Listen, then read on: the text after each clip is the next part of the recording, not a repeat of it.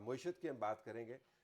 کور ہے اس کرائسس کے اندر, معیشت کس طرف جا رہی ہے اور یہ حالات معیشت پر کس طرح اثر ڈالیں گے. پروگرام میں خوش آمدید. معیشت ٹھیک ہوتی تو سیاست بھی ٹھیک ہی رہتی. ہمارے پاس خرم حسین صاحب موجود ہیں جو پاکستان کے لیڈنگ اور مستند معاشی تجزیہ نگار, رائٹر اور ایڈیٹر ہیں پروفٹ کے.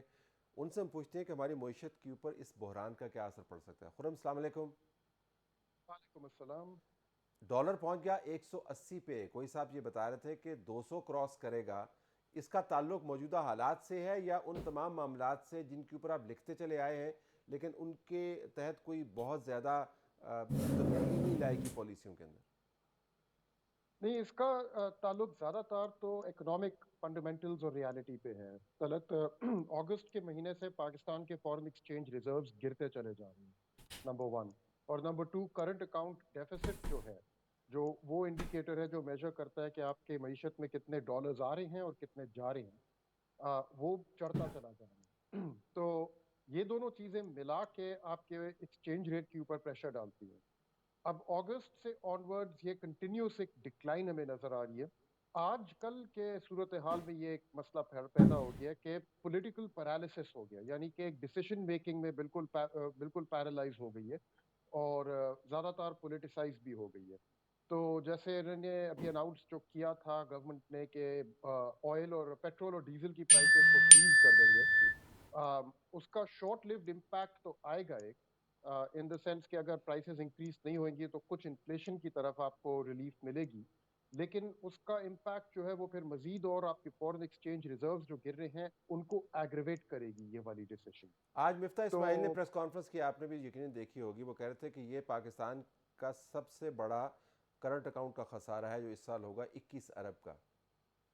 جی ہاں، یہ 21 ارب کا فگر آئی تھنک دسمبر سے آنا شروع ہو گیا تھا کہ اگر آپ جو پچھلے 6 مہینوں میں فی الحال ایوریج منتھلی جو چل رہی ہے کرنٹ اکاؤنٹ ڈیفیسٹ کی رفتار، اس کو اگر پروجیکٹ کریں تو 21 ارب تک ہی آتا ہے فگر. اور اسٹیٹ بینک سے بھی یہ بات پوچھی گئی ہے اور وہ اپنی طرف سے ایشورنسز دے رہے ہیں کہ اس لیول تک نہیں پہنچے گا یہ فگر. اگر لیکن عدم اعتماد کی تحریک اگر ناکام ہوتی ہے اور حکومت چلتی رہتی ہے تو اس حکومت نے عوام کے لیے ہمیں بتایا کہ بہت بڑا کوئی اپنے سے پلان بھی بنایا ہوا ہے, کچھ تو انہوں نے لاگو کر دیا ہے. اس کے لیے پیسے کہاں سے آئیں گے؟ کیونکہ ایک ماننا یہ بھی ہے کہ آئی ایم ایف کے پروگرام کو سیاسی بحران سے نپٹنے کے لیے آپ تہس نہس کر رہے ہیں. میں ذرا آپ کی اسسمنٹ جاننا چاہوں گا. ہاں، آئی ایم ایف پروگرام تو لازم متاثر ہو رہا ہے طلعت، کیونکہ اس کی جو ابھی 7th ریویو کی ٹاکس چل رہی ہیں وہ جمعے کے دن ختم ہو جانی چاہیے. اور جب بھی یہ ٹاکس ختم ہوتی ہیں تو ساتھ ایک چھوٹی سی پریس ریلیز بھی جاری کی جاتی ہے. لیکن جمعے کا دن آیا گزر گیا اور کسی قسم کی اناؤنسمنٹ نہیں آئی، اور اگلے دن پھر ہم لوگوں نے اخباروں میں پڑھا، جو ہمارے اکنامک رپورٹرز ہیں اسلام آباد بیسڈ، انہوں نے اپنی سورسز سے پتہ کر کے چھاپی تھی جو خبریں، وہ یہی تھیں کہ آئی ایم ایف جو ہے وہ کنونس نہیں ہے کہ یہ والا پلان جس میں پیٹرول اور ڈیزل پرائسز کو فریز کرنا نمبر ون، اور نمبر ٹو ایک اور ایمنسٹی اسکیم کو لے کے آنا، کہ یہ ورکبل ہے. اور اس کی موجودگی میں وہ کمفرٹیبل نہیں تھے کہ اپنے ریویو کو وہ سکسیسفلی کمپلیٹ کر سکیں. تو ایک طرف سے اگر آپ آئی ایم ایف پروگرام آپ کا متاثر ہو رہا ہے، دوسری طرف سے آپ کے جو ڈیفیسٹس ہیں خاص طور پہ کرنٹ اکاؤنٹ ڈیفیسٹ وہ چڑھتا چلا جا رہا ہے، آپ کے فورن ایکسچینج ریزروز گرتے چلے جا رہے ہیں، تو لازم آپ کی اکانومی جو ہے وہ پھر بوروڈ ٹائم پہ چل رہی ہے. And it's a matter of time, اگر آپ یا تو کورس کریکٹ کریں بڑی ڈرامیٹکلی اس چیز کو، یا آپ واپس اسی سچویشن میں پہنچ جائیں گے جہاں اگست 2018 میں. اچھا, کورس کریکشن کے لیے یعنی راستہ تبدیل کرنے کے لیے, معاملات کو سدھارنے کے لیے اب وقت نہیں ہے. اب آپ کے سامنے ایک ایسا سیاسی بحران ہے جو اگر حل بھی ہو جاتا ہے تو وہ اس کے نتائج جو ہیں سارے ملک کو بھگتنے پڑیں گے کسی نہ کسی صورت میں, کیونکہ وزیر اعظم صاحب کہتے ہیں کہ اگر میری حکومت بچ گئی تو پھر دیکھے گا میں کرتا کیا ہوں ان کے ساتھ. تو یہ پولیٹیکل جو ٹرمائل ہے یہ کیری اوور کرے گا. جب آپ اس پولیٹیکل ٹرمائل کو دیکھتے ہیں اور ان فنڈامنٹلز کو دیکھتے ہیں اکانومی کے جس کے ذریعے ملک کو چلانا ہے, تو اگلے 3-4 مہینے آپ کو کیا تصویر بناتے ہوئے نظر آتے ہیں؟ کافی خطرناک تصویر بن رہی ہے طلعت، کیونکہ فی الحال تو پولیٹیکل ڈیسیشن میکنگ میں پیرالسس آیا ہوا ہے اور اکانومی جو ہے وہ مزید ڈیٹیریوریٹ کرتی چلی جا رہی ہے، نمبر ون. اب اگر depending on the out come of the vote या तो ये पैरालिसिस काफी अरसे के लिए और कंटिन्यू करेगा, या ये पैरालिसिस जो है ये गिव वे कर देगा एक बहुत major political vengeance and point scoring के की तरफ. Either way economy will suffer greatly. अगले 3 महीनों का आपने पूछा.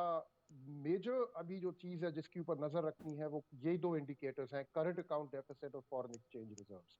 क्योंकि एक उनमें से चढ़ता चला जा रहा है, दूसरा उनमें से गिरता चला जा रहा है, और इन दोनों का इम्पैक्ट एक्सचेंज रेट पे आता है. एक्सचेंज रेट जो है वो अपना इम्पैक्ट आगे इन्फ्लेशन पे देता है.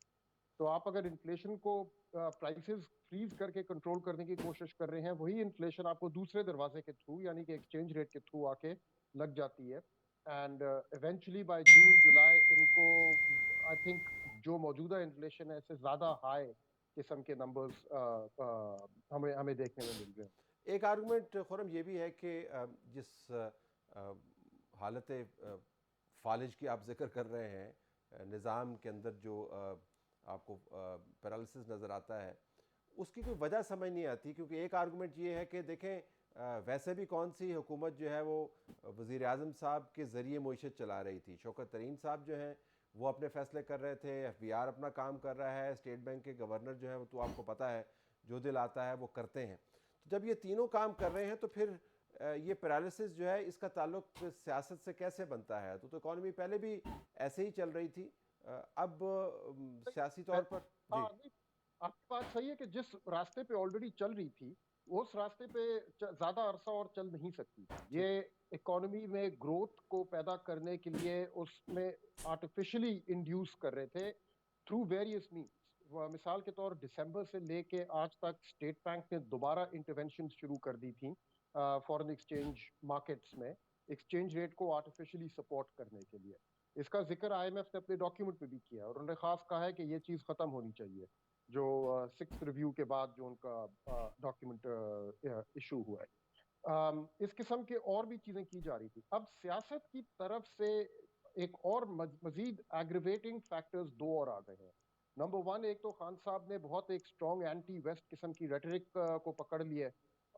और ये वही मुल्क हैं जहाँ से पाकिस्तान अपने डॉलर्स कमाता है, जहाँ से पाकिस्तान अपना ट्रेड सरप्लस रन करता है, और जहाँ से जिनकी कैपिटल मार्केट्स में पाकिस्तान अपने बॉन्ड्स फ्लोट करता है, और जिनकी institutions IMF, world bank, ADB, वहाँ से पाकिस्तान अपने डॉलर्स बोरो करता है.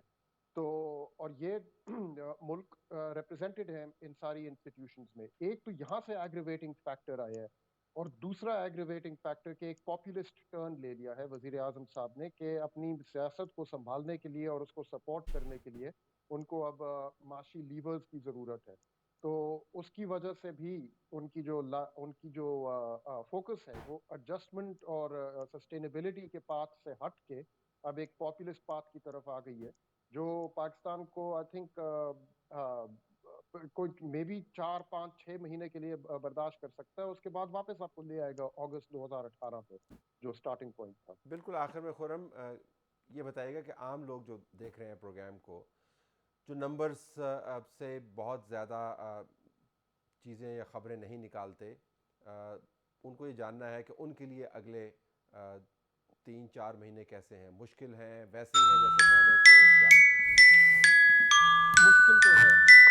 तलत दो चीज़ें ख़ास अब नज़र रखनी है कि ये कब तक होल्ड कर सकेंगे अपने इस कमिटमेंट को कि पेट्रोल और डीजल की प्राइसेस फ्रीज रखेंगे अनटिल द नेक्स्ट बजट. कि बिजली की प्राइसेस में उन्होंने ₹5 की कमी मांगी है, उसका जो इम्पैक्ट आना है और वो कब तक होल्ड कर सकेंगे. नंबर टू, के इकोनॉमी में जो ग्रोथ अभी फिलहाल चल रही थी जो 5.37% कह रहे हैं इस साल आई है, उसमें तो स्लो डाउन आएगा मोस्ट लाइकली.